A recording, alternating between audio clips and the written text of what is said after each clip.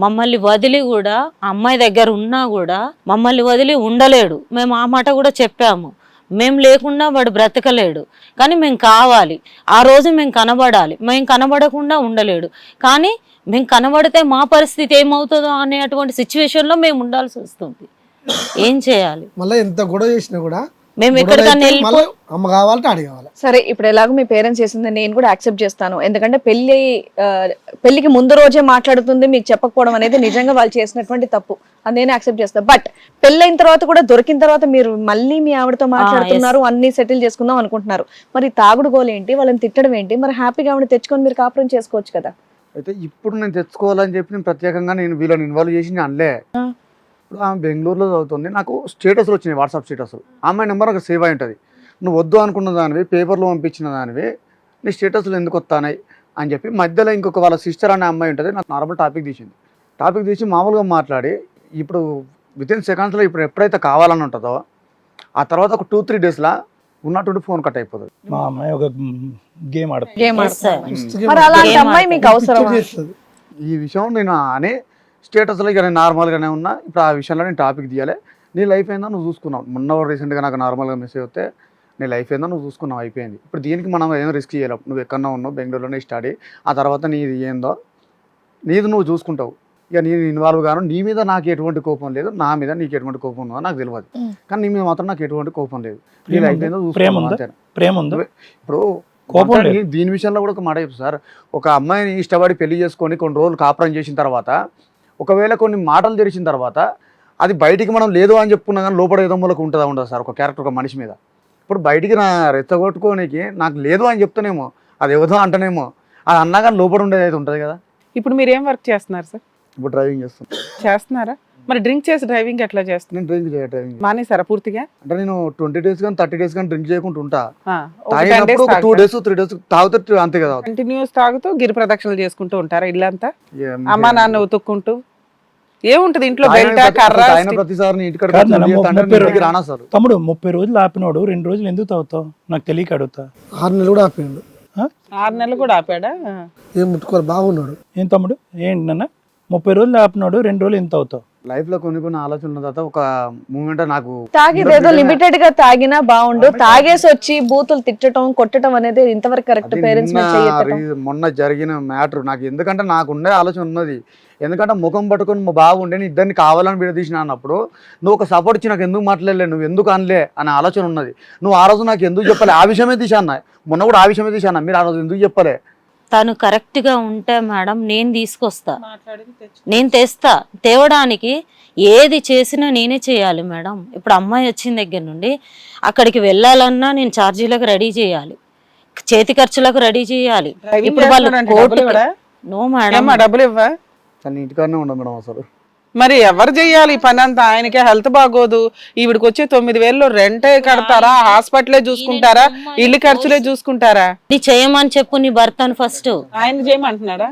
ఆయన చెయ్యడు. చేసిన నీ రోజులు మనం అందరం బ్రతికినము, ఇప్పుడు చేయలేదని ఎక్కడికి పంపిద్దాము? అయినా నీ బాధ్యత కదా అమ్మా నాన్నని చూసుకోవటం, ఇంట్లోకి డబ్బులు ఇవ్వటం. ఎప్పుడో ఒకసారి ఇది నా ఇల్లు అని చెప్పుకోవడానికి ఒక ఇంటికైతే వెళ్తావు కదా. 100 ఇచ్చినా మేడం, ఆ 100 వసూలు చేసే వరకు ఆ టైంలో నా దగ్గర లేకపోయినా కూడా ఇంకా నా పరిస్థితి అదోగతి మేడం. లేకపోతే బాగా నార్మల్ గా మంచిగా ఉంటాడు. అది ఇది కథ కాదు జీవితం ప్రోగ్రామ్ ని అందరికంటే ఒక రోజు ముందుగా చూడాలి అనుకుంటే హిట్ టీవీ యాప్ ని డౌన్లోడ్ చేసుకోండి. ఇందులో మీరు మెచ్చే మీకు నచ్చే కంటెంట్ సిద్ధంగా ఉంది. సార్ మేడం విన్నారు కదా, మీరేమంటారు? అట్లీస్ట్ మా బాబు మారి ఒక మంచి లైఫ్ లో ఉంటే నేనే వెళ్ళి తీసుకొస్తా మాట్లాడి. అంటే మీరు ఎలా తీసుకొస్తారమ్మా? వాళ్ళు ఒప్పుకుంటారా? వాళ్ళు ఏమంటున్నారు, నన్ను మాట హామీ కావాలి వాళ్ళకి. మీరు మాకు హామీ ఇస్తే, మా అమ్మాయికి హామీ ఇస్తే మేము పంపిస్తామని వాళ్ళు అడిగారు. నేను ఇయ్యలేను అన్నాను. డ్రింక్ చేయకుండా గొడవ పెట్టకుండా, బూతులు తిట్టకుండా, తను పని చేసి భార్యకి ఇస్తాడు. మరి వాళ్ళు మీకు హామీ ఇస్తారా? వాళ్ళ అమ్మాయి పనికి మాని ఫోన్లు మాట్లాడకుండా, వెనక తలుపులు తీయకుండా ఇలా ఉంటదని మరి వాళ్ళ హామీలు ఇస్తారు? అది కూడా మేము అడిగాం. వన్ సైడ్ ఆడాలా ఫుట్బాల్? రెండు సైడ్లు గోల్ అడిగాం సార్. మరి మీ అమ్మాయి పరిస్థితి అంటే అమ్మాయి మారదు. ఇదంతా కాదు. నేను అప్పుడు మామూలుగా హైదరాబాద్ లో వాళ్ళ నాన్న పెయింటింగ్ వర్క్ వచ్చినప్పుడు ఒక 15 days వచ్చి ఇక్కడ పెయింటింగ్ వర్క్ అని చెప్పున్నా. అంటే అంతకుముందు ఒక అబ్బాయి పెళ్లి సంబంధం ఇతర వాళ్ళ క్లాస్మేట్ సంథింగ్ వాళ్ళ బావ అనుకుంటా. అంటే మెసేజ్ ఎందుకు చేసినవారు, నార్మల్గా అవసరం ఆ అబ్బాయితో చేసారు అది అంటే. అప్పుడు నేనేం చెప్పినా, వీళ్ళకి మాట్లాడితే ఆమె తప్పేమో స్టార్ట్ చేయలేకపోవచ్చు, అదేందో వీళ్ళ నాన్నకి చెప్తే అయిపోతుంది కదా, ఇంకోసారి చేయకుండా ఉంటుంది అని చెప్పి వాళ్ళ ఇంట్లో చెప్పిన. వాళ్ళ నాన్న దానికి ఏమన్నా చేయక బిడ్డ అని కుదురు ఎప్పుడు కాదు, చేత తప్పేమున్నది, వరుసకు బామ్మది అవుతాడు కదా, తప్పేమున్నది అది మళ్ళీ నాన్న. వాళ్ళ పాత్ర, వాళ్ళ నాన్న, వాళ్ళ అమ్మమ్మ ఇద్దరు. బాబు గారు నేను చెప్తాను వినండి, అర్థమైంది, నాకు అర్థమైంది. నేను చెప్పేది కొద్దిగా జాగ్రత్తగా వినండి. ఇందాక ఈ అబ్బాయి క్యారెక్టర్ గురించి చాలా సింపుల్గా 3 ముక్కల్లో చెప్పానమ్మా. ముక్కుసూటిగా మాట్లాడతాడు, తాగికి ముందు తాగక ముందు తర్వాత కూడా ఒకేలా మాట్లాడతాడు, నిజాలే పలుకుతాడు. ఎటొచ్చి తాగిన తర్వాత మాట్లాడేటటువంటి బూతు మాటలకి బహుశా అతను కూడా ఒప్పుకుంటున్నాడు కాబట్టి అది తెలివిలో లేకుండా మాట్లాడేటటువంటి అంశాలు దయచేసి అది మనసుకు తీసుకోకండి.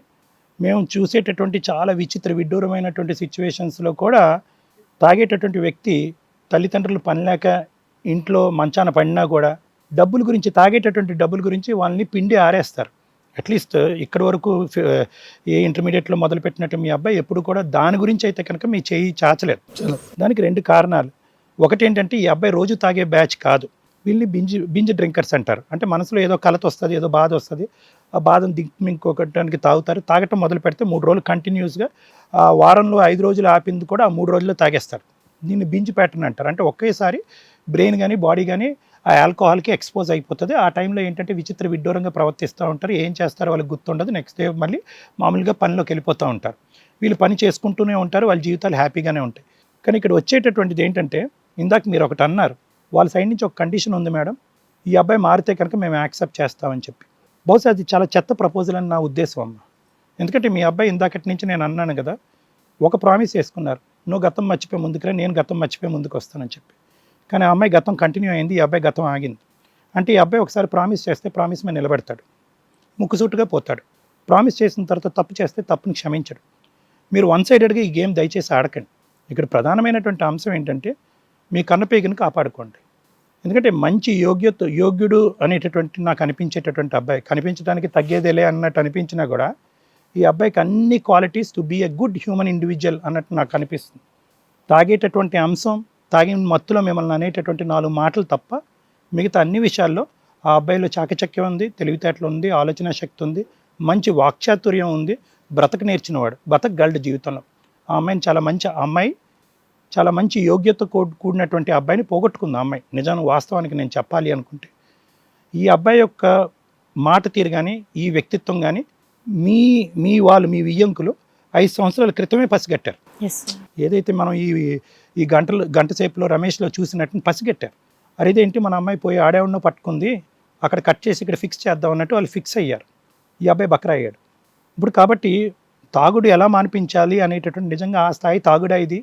మీరు స్టార్టింగ్లో వచ్చి ఇక్కడ కూర్చుని చెప్పినటువంటి స్థాయి తాగుడా అంటే కనుక నేను కాదు. దీనికి చక్కటి మార్గాలు ఉన్నాయి. అది కావాలంటే నేను ఫ్రీగా అబ్బాయికి ట్రీట్మెంట్ ఇప్పిస్తాను, దాని వరకు నేను నా తరపున హామీ ఇస్తానమ్మా. కానీ నేను చెప్పొచ్చేది ఏంటంటే, ఈ పెళ్ళి అనేటటువంటి అంశంతో ఊరికినే ఇలా ఊగద్దు. ఇది ఎక్కడో చోట లెక్క తేల్చుకోండి. ఆ అబ్బాయినా లెక్క తేల్చుకోవాలి, మీరన్నా లెక్క తేల్చుకోవాలి. ఎందుకంటే దాంతో మనం ఇప్పుడు ముడిపెట్టుకుంటే కనుక నా గోటివాడు ఇంకొక 10 సంవత్సరాల పాటు ఫ్రీ ట్రీట్మెంట్ ఇచ్చినా కూడా అతను తాగుడు నేను ఆపలేను.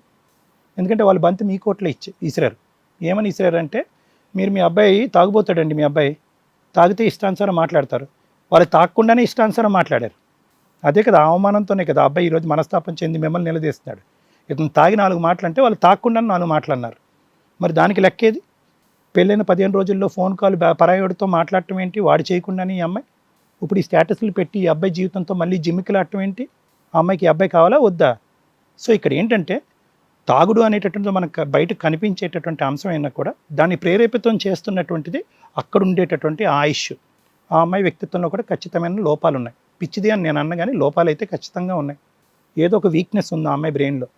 ఈ అబ్బాయికి తాగేటటువంటి వీక్నెస్ ఉంది అంటే కనుక ఆ అమ్మాయికి ఇంకో విడ్డూరమైనటువంటి వీక్నెస్ ఉంది. కాబట్టి ఒక పక్క నుంచి విడాకుల పత్రాలు పంపిస్తుంది, ఇంకో పక్క నుంచి నువ్వు కావాలి అన్నట్టుగా మెసేజ్లు పెడుతుంది. ఆ విడాకుల నోటీస్ వచ్చిన వెంటనే నువ్వు సంతకం పెట్టగానే ఫోన్ చేసింది మళ్ళీ ఒకరోజు. ఏది నమ్మాలి? ఇంకెలాంటి అబ్బాయి పిచ్చోడై తాగపోతే ఇంకేమవుతాడు? సంతకం పెట్టాలా వద్దా? సంతకం వద్దు అనే అమ్మాయి విడాకుల పత్రం ఎందుకు పంపించింది? పిచ్చోని చేయటం కాకపోతే ఆ అమ్మాయి అయితే తాగదు, తాగి చచ్చిపోదు, కిడ్నీ లివర్లు పాడు చేసుకోదు, తాగిన తర్వాత తల్లిదండ్రులను వెళ్ళి లకారాలతో తిట్టదు. మరి ఎందుకమ్మా మీ ఇంట్లో ఈ శాపం?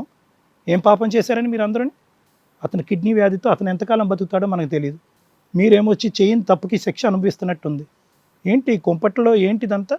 నా ఉద్దేశం అయితే కనుక నీకుండేటటువంటి వయసుకి, నీకుండే అర్హతలకి నీకుండే వ్యక్తిత్వానికి ఇప్పటికీ కూడా నువ్వు ఈ అలవాటు అనేటటువంటిది తప్పించుకోగలిగితే కనుక డ్రైవింగ్ ఉద్యోగం చేసుకుంటున్నావు, అది కాకపోతే డీజే ఆడిస్తావు, ఏదో ఒకటి చేసి బ్రతకనిచ్చిన వాడు నువ్వు. ఆ అమ్మాయికి గుడ్ బై చెప్పగలిగితే కనుక ఆ అమ్మాయి కంటే మంచి సంబంధం నీ జీవితంలో వస్తుంది అనేది నా నమ్మకం. Yes sir. వచ్చినటువంటి పత్రాల మీద సంతకాలు పెట్టి వెనక్కి పంపిస్తే కనుక పీడ విరగడైపోతుంది. పెట్టి పంపించారు. మీరు ఈ అబ్బాయిని కాపాడుకోవటం ఏంటి అనేది నా మీద వదిలేసేయండి. ఎందుకంటే రోజువారీ తాగి ప్రతిరోజు తాగకపోతే చేతులు కాళ్ళు వణుకుపోయి మర్నాడు విచిత్రంగా ప్రవర్తించి, తాగిన తర్వాత విచిత్రంగా ప్రవర్తించి, తాగక ముందు కూడా విచిత్రంగా ప్రవర్తిస్తే కనుక అది ఆల్కహాల్ డిపెండెన్స్ సిండ్రోమ్ అని అంటూ ఉంటాం. అది ఇంకా అది రక్తంలాగా ప్రవహిస్తూ ఉంటుంది అనమాట బాడీలో. ఇక్కడ నాకు అలా అనిపించట్లేదు. 3 days తాగిన తర్వాత సార్ అన్నం ఉండదు, నీళ్ళు నాకు అర్థమైంది సునీత గారు. ఇందాక నేను చెప్పాను కదా, 5 రోజులు దేవుడు 3 రోజులు రాక్షసుడు. నాకు తెలుసు, అర్థం అవుతుంది. అది పెద్ద ఆపటం పెద్ద కష్టం కాదు. కానీ దానికి ముడిపడినటువంటి అతని ప్రతి క్షణం అతను గుచ్చుతుంది చూడండి ఒక ఆలోచన, నేనేం తప్పు చేశాను, ఆ అమ్మాయికి నేను కావాలా వద్దా, స్టేటస్లో అలా ఉంటుంది, బయట వీళ్ళతో ఇలా మాట్లాడుతూ ఉంటుంది. మా అమ్మ నన్ను ఏమొచ్చి నన్ను మారు అంటారు. ఆ అమ్మాయి ఒకసారి రా అంటుంది, ఒకసారి దొబ్బే అంటుంది. ఏంటిది? అలాంటప్పుడు ఎవడు మాత్రం ఏ మగాడు మాత్రం తాగిపిచ్చాడు? ఆవిడ పెళ్ళికి ముందు తాగేవాడు, కానీ పెళ్ళికి ముందు తాగేదానికి ఖచ్చితంగా నేను రాసిస్తాను, పెళ్ళి తర్వాత తాగిన దానికి 10 రెట్లు మార్పు ఉందన్నది నా నమ్మకం. గట్టిగా అడిగితే కనుక మీకు కూడా అమ్మాయి వద్దు, కానీ ఏంటంటే అట్లీస్ట్ ఆ అమ్మాయి వస్తే కనుక ఈ అబ్బాయి జబ్బుకు ఒక విరుగుడు వస్తుందనే ఉద్దేశంతో మీరు కావాలనుకుంటున్నారు. విరుగుడు కాదు, సెకండ్ టైం ఎంట్రీ 10 times పెరుగుతుంది డ్రింకింగ్. ఆ అమ్మాయి ఈ అబ్బాయితో ఫుట్బాల్ ఆడుకుంటుంది, ఈ అబ్బాయికి ఆ అమ్మాయి మీద నమ్మకం ఉండదు, జుట్టు పట్టుకుని పగలనక రాత్రి కనుక కొట్టుకు సస్తారు, ఆ బాధ భరించలేక ఇంకా తాగుతాడు. 3 రోజులు తాగే వ్యక్తి, నెలకు 3 రోజులు తాగే వ్యక్తి ప్రతిరోజు తాగుతాడు. అప్పుడు నేను కాదు కదా బ్రహ్మదేవుడి దిగి వచ్చినా ఏం చేయలేడు. నెంబర్ 2, నువ్వు రెడీ అంటే కనుక నేను రెడీ, నువ్వు నా దగ్గర రా, నా క్లినిక్ ఎక్కడన్నది మన డైరెక్టర్ గారు నెంబర్ ఇస్తారు. ఈ వారం వద్దు, నాకు కొద్దిగా ఆరోగ్యం బాగాలేదు, నెక్స్ట్ వీక్ రా, ఓకే, నేను ఫ్రీ ట్రీట్మెంట్ ఇస్తాను. లివర్ టెస్ట్కి ఒకటే కొద్ది మెడిసిన్స్కి డబ్బులు ఖర్చు అవుతాయమ్మా, మిగతా అదంతా కూడా ఫ్రీగానే చేస్తాను. ఆ అబ్బాయి తాగుడు విరిగడ అయ్యేంత వరకు, అంతవరకు అయితే కనుక నా తరపున సహాయం చేస్తాను. ఏమ్మా నువ్వు దానికి రెడీ అయినా? Okay sir. ఆపేస్తానని అదొక్క ప్రామిస్ నాకు చేయి, భవిష్యత్తు బంగారం నీకు, కత్తిలాంటి అమ్మాయి వస్తుంది నీకు. Okay, thank you sir. Hit TV app, ఇందులో short news, live news, entertainment shows, movies, digital magazines తో పాటు మీ జిల్లా వార్తలను కూడా ఫ్రీగా చూడొచ్చు.